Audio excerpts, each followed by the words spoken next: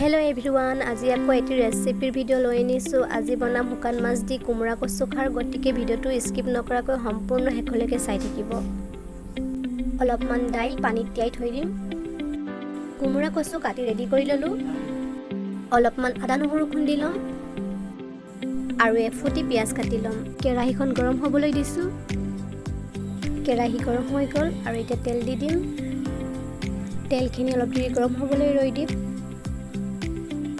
তেল গৰম হৈ গ'ল, পিয়াজখিনি দি দিম আৰু এতিয়া পিয়াজখিনি ৰঙা হ'বলৈ দিম। পিয়াজ ৰঙা হৈ গ'ল, খুন্দি লোৱা আদা নহৰুখিনি দি অলপ সময় ভালদৰে ভাজি ল'ম।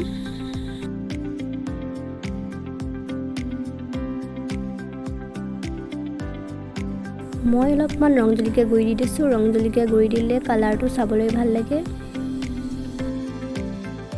নিমখ দি দিম আৰু মছলাখিনি ভালদৰে ভাজি ল'ম।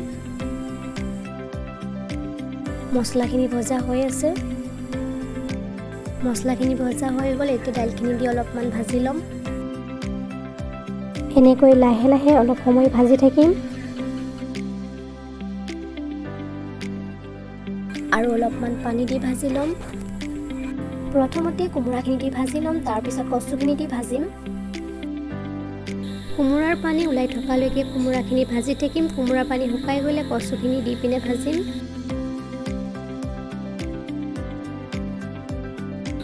কোমোৰাৰ পানী শুকাই গ'ল আৰু কোমোৰাখিনিও ভালদৰে ভজা হৈ গ'ল আৰু এতিয়া গৰম কৰা পানী অলপমান দি কচুখিনি দিম। গৰম কৰা পানী দিছোঁ কচুখিনি ভালদৰে সিজিবলৈ।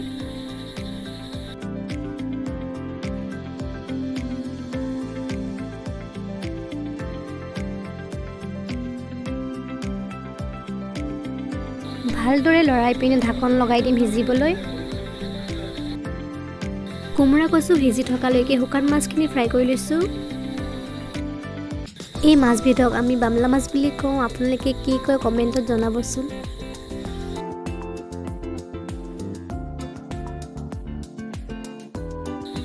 কোমোৰা কচু সিজি গ'ল আৰু এতিয়া গৰম কৰা পানী দি উতলিবলৈ দিম।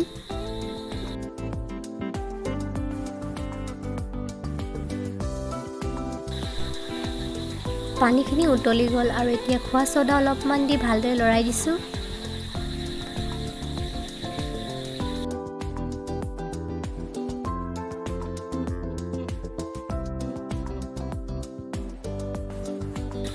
খাৰ আমাৰ ৰেডি। এতিয়া ভাজি থোৱা শুকান মাছখিনি ওপৰৰ পৰা দি দিম।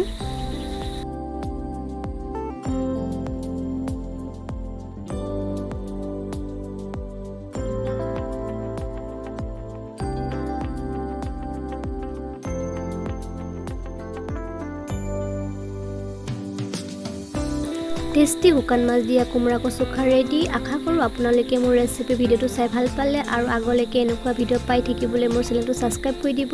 আজিলৈকে ইমানেই। Thank you, bye by.